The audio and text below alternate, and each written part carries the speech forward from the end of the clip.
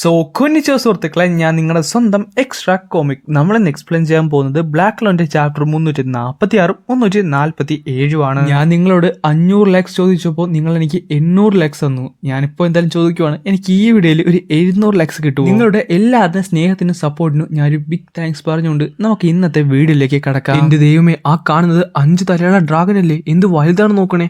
അപ്പൊ ലെജൻഡ്സ് ഒക്കെ സത്യമായിരുന്നു. ഷോഗന്റെ വാക്ക് നിരസിച്ച് നമ്മൾ അവിടെ തന്നെ നിന്നിരുന്നെങ്കിൽ നമ്മുടെ അവസ്ഥയെന്ന് ആലോചിക്കുക. അത് മാത്രമല്ല, ഈ ഒരു മോൺസ്റ്ററിന്റെ എതിരെ അവർക്ക് എന്ത് ചെയ്യാൻ സാധിക്കും? പേടിക്കണ്ട മോളെ, നീ പേടിക്കണ്ട. നമ്മുടെ ഷോഗനും അതേപോലെ റീസൺ 7 എങ്ങനെയെങ്കിലും ഇത് ഹാൻഡിൽ ചെയ്തോളൂ, നീ പേടിക്കേ വേണ്ട. കേസുകാക്കോട്ടെ നമ്മുടെ സിസ്റ്ററിനെ അറ്റാക്ക് ചെയ്തിട്ട് ഇങ്ങനെ എയറിൽ നിൽക്കുവാണല്ലോ. അപ്പൊ തന്നെ നമ്മുടെ സിസ്റ്റർ പുള്ളിക്കാരുടെ മാജിക്കിന്റെ അത് അവളെ ട്രാപ്പ് ചെയ്യാൻ നോക്കും. അതാകട്ടെ ജസ്റ്റ് മിസ്സിനെ അവൾ ഡോഡ്ജിങ് ചെയ്യും. ഈച്ചുക അപ്പൊ തന്നെ പുള്ളിക്കാരുടെ ബാറ്റിൽ ഫോമിലേക്ക് മാറുന്നുണ്ട്. എന്നിട്ട് പറയുന്നുണ്ട്, കേസുകാക്കു നീ പ്ലാൻ ഒന്നും ഇല്ലാതെ ഇപ്പൊ എന്ത് കാണിക്കാൻ നോക്കുവാണ്? അയ്യോ, നിന്റെ മാജിക് വളരെ ഗംഭീരമാണല്ലോ, പക്ഷെ നീ എന്നെ തന്നെയാണോ ഇവിടെ ഫൈറ്റ് ചെയ്യേണ്ടത്?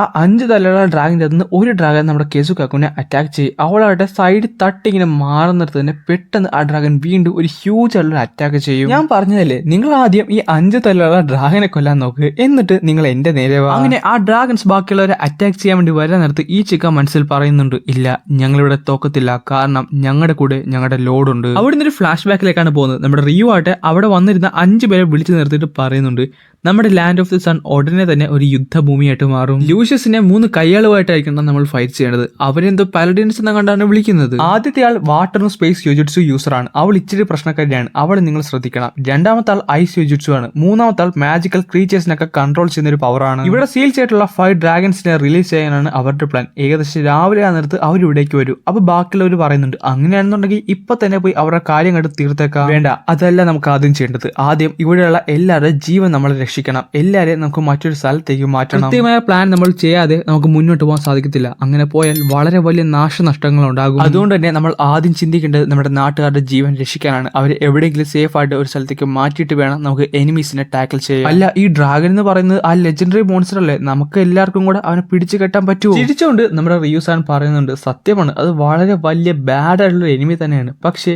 എനിക്ക് ഉറപ്പാണ് നിങ്ങൾക്ക് അവനെ പിടിച്ചു കെട്ടാൻ സാധിക്കും. റിയൂസാൻ ഞങ്ങളെ വിശ്വസിക്കുന്നുണ്ട്. അതുകൊണ്ട് പുള്ളിക്കാരന്റെ വിശ്വാസത്തിന് ഞങ്ങൾക്ക് ഒരു കോട്ടം വരുത്താൻ പാടില്ല എന്നും പറഞ്ഞുകൊണ്ട് അവർ 4 പേരും അങ്ങനെ കളത്തിലേക്ക് ഇറങ്ങുവാണ്. പക്ഷെ അതേസമയം നമ്മുടെ കേസുകാക്കുനെ ഒരു ഡ്രാഗൺ പൂർണ്ണമായിട്ടും കഴിച്ചിരുന്നു. എന്നാൽ അപ്പൊ തന്നെ ആ ഡ്രാഗന്റെ തല മുറിച്ചുകൊണ്ട് അവൾ പുറത്തേക്ക് വരുവാണ്. ഡൈസമൻ പുള്ളിക്കാരന്റെ എർത്ത് യൂജിറ്റ്സു യൂസ് ചെയ്ത് ഒരു വലിയൊരു ജയന്റിനെ ക്രിയേറ്റ് ചെയ്ത് ആ ഒരു ഡ്രാഗന്റെ തല പൂർണ്ണമായിട്ടും ഇടിച്ച് നശിപ്പിച്ച് കളയും. ഇമാരിയും ജോസും കൂടെ അവരുടേതായ 2 തലകളും നശിപ്പിച്ച് കളയുന്നുണ്ട്. എന്നിട്ട് നമ്മുടെ ഈച്ചക്കാണ് കാണിക്കുന്നത്, പുള്ളിക്കാരി ആ ഒരു ഡ്രാഗന്റെ മെയിൻ തല പൂർണ്ണമായിട്ടും മുറിച്ചു കളഞ്ഞു. വളരെ കുറച്ച് സമയം കൊണ്ട് തന്നെ ആ ഒരു 5 ഡ്രാഗൻസിനെ അവർ ഡിഫീറ്റ് ചെയ്യുന്നുണ്ട്. ഇത് കാണുന്ന സിസ്റ്റർ ലില്ലി ഞെട്ടിപ്പോവും. സോ ഇതാണല്ലേ ഈ കൺട്രിയിലെ സ്ട്രോങ്സ്റ്റ് മേജർ. റിയൂസാൻ ഞങ്ങളെ വിശ്വസിക്കുന്നുണ്ട്. അതുകൊണ്ട് തന്നെ ഞങ്ങൾ ഇവിടെ ഒരിക്കലും ഈൽഡ് ചെയ്യത്തില്ല.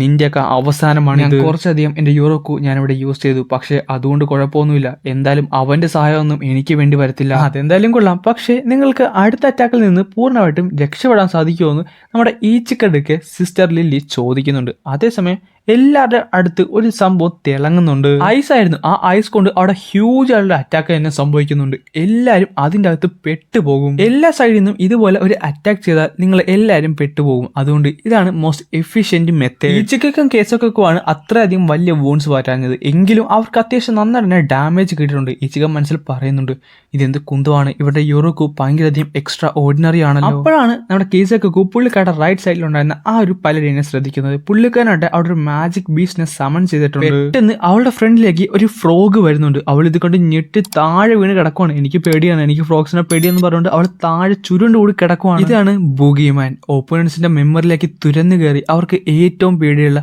ഫിസിക്കൽ രൂപമായിട്ട് മാറും. ഇതുപോലെ തന്നെയെന്ന് പറയാൻ നേരത്ത് ഈ ചിക്കയുടെ അച്ഛന്റെ രൂപം ആ ബൂഗിമാൻ എടുത്തു. അച്ഛനോ? അല്ല, ഇയാളോ? ഇയാളെന്നെ പണ്ട് തൊട്ടേ ക്രൂരമായിട്ട് കുറെയൊക്കെ മർദ്ദിക്കുമായിരുന്നു. പക്ഷെ അതുകൊണ്ട് എനിക്ക് ഇയാളെ ഭയങ്കര പേടിയായിരുന്നു. ഇതൊരു ഇല്യൂഷൻ മാത്രമാണ്, ഇതുകൊണ്ട് ഒരിക്കലും ഞാൻ തോൽക്കില്ല എന്ന് പറയുന്നത് പെട്ടെന്ന് കുറേയധികം മെമ്മറീസ് പുള്ളിക്കാരുടെ മനസ്സിലേക്ക് വരും. യാമി, ഇതാണ് ഡീമൻ സോൾ പിൽ. ഇത് നീ കഴിച്ചു കഴിഞ്ഞാൽ നിനക്കൊരാളെ കൊല്ലാനുള്ള അർജ് കൂടും. അത് മാത്രമല്ലാതെ നിന്റെ ഉള്ളിലുള്ള യൂറോക്കൊക്കെ പുറത്തു വരും. ഇതിന്റെ പവർ നിനക്ക് ഞാൻ വേണേ കാണിച്ചു തരാം. ഒന്നിനും കൊല്ലാത്ത ഇവൾക്ക് വരെ എന്തുമാത്രം ഉപകാരം ഉണ്ടാകുമെന്ന് ഞാനിപ്പോ കാണിച്ചു തരാം. പിന്നെ കാണുന്നത് എല്ലാവരും അവരുടെ ജീവന് വേണ്ടി ഓടുന്നതാണ്. ഈച്ചക്കട തൊട്ട് ഫ്രണ്ടിൽ കുറെ അധികം പേര് ചത്ത് കിടപ്പുണ്ട്. ആ കൂട്ടത്തിൽ തന്നെ നമ്മുടെ യാമി പേടിച്ചു വിറച്ച് നിപ്പുണ്ട്. ഈച്ചക്ക പുള്ളിക്കാരുടെ സോഡിലൂടെ പുള്ളിക്കാരുടെ റിഫ്ലക്ഷൻ കാണും. അപ്പോഴാണ് ഒരു കാര്യം പുള്ളിക്കാരിക്ക് മനസ്സിലാകുന്നത്, അവരെ എന്റെ ക്ലാനിലുള്ള എല്ലാരെയും കൊന്നത് യാമിയല്ല, എന്റെ ചേട്ടനല്ല, ഞാനാണ്. ഇത്രയും വർഷം ഞാൻ എന്റെ ചേട്ടൻ. പെട്ടെന്നായിരുന്നു ഈച്ചക്കട നേരെ പുള്ളിക്കാരുടെ അച്ഛൻ അറ്റാക്ക് ചെയ്യുന്നത്. ബാക്കിയുള്ളവരൊക്കെ ജസ്റ്റ് ഒന്ന് എഴുന്നേറ്റ് വരുന്നുണ്ട്. അവർ പറയുന്നുണ്ട്, ഞങ്ങളാണ് ഇവിടുത്തെ ഗാർഡിയൻസ്, അതുകൊണ്ട് ഞങ്ങൾക്ക് ഇവിടെ തോൽക്കാൻ സാധിക്കത്തില്ല. നിങ്ങൾ ആരും വിഷമിക്കൊന്നും വേണ്ട. മാസ്റ്റർ ലൂയിസ് നിങ്ങൾക്ക് വേണ്ടിയുള്ള എല്ലാ കാര്യവും റെഡിയാക്കി വെച്ചിട്ടുണ്ട്. അതുകൊണ്ട് നിങ്ങൾ ആദ്യം ഇതിന്റെ കാര്യത്തിൽ ഒരു തീരുമാനമാക്കുമെന്ന് പറയുന്നിടത്ത് ആ 5 ഡ്രാഗൺ വീണ്ടും ഉയർത്തെഴുന്നേക്കും. ഇത് കാണുന്ന ഇമാരിയും ബാക്കിയുള്ള എല്ലാവരും പേടിച്ച് വിറക്കും. കാരണം അവരൊന്ന് കൊന്ന് തീർത്തേ ഉള്ളൂ. അത് മാത്രമല്ലാതെ വളരെ വലിയ ഡാമേജും അവർക്ക് കിട്ടിയിരിക്കുന്ന സമയത്താണ് അത് വീണ്ടും ഉയർത്തെഴുന്നേറ്റത്. ഇല്ല, ഇതിവിടെ തീർന്നിട്ടില്ല, എനിക്ക് സ്ട്രോങ്ങർ ആകാൻ സാധിക്കും, ഞാൻ സ്ട്രോങ്ങർ ആയിരുന്നു. അല്ല, ഇതാണല്ലേ സത്യം, എനിക്കിവിടെ ഒന്നും തന്നെ ചെയ്യാൻ സാധിക്കത്തില്ല എന്ന് പറയാൻ നേരത്ത് പുള്ളിക്കാരുടെ അച്ഛൻ നമ്മുടെ ഈച്ചികനെ അറ്റാക്ക് ചെയ്യും. പെട്ടെന്ന് യാമി പുള്ളിക്കാരുടെ ഫ്രണ്ടിലേക്ക് വന്നിട്ട് അത് ബ്ലോക്ക് ചെയ്യുന്നുണ്ട്. ചേട്ടാന്ന് വിളിക്കാൻ വേണ്ടി പോകാൻ നേരത്താണ് പെട്ടെന്ന് പുള്ളിക്കാരിക്ക് ബോധം തിരിച്ചു കിട്ടുന്നത്. അത് യാമിയല്ല, പകരം ആസ്റ്റയാണ്. നീ എന്റെ ബെനഫാക്ടറിനെ എന്ത് ചെയ്യുവാടാന്ന് ചോദിച്ചുകൊണ്ട് ആസ്റ്റ അവിടേക്ക് വന്ന് ഈച്ചിക്കനെ രക്ഷിച്ചുകൊണ്ടാണ് ഈ ചാപ്റ്റർ അങ്ങനെ അവസാനിക്കുന്നത്.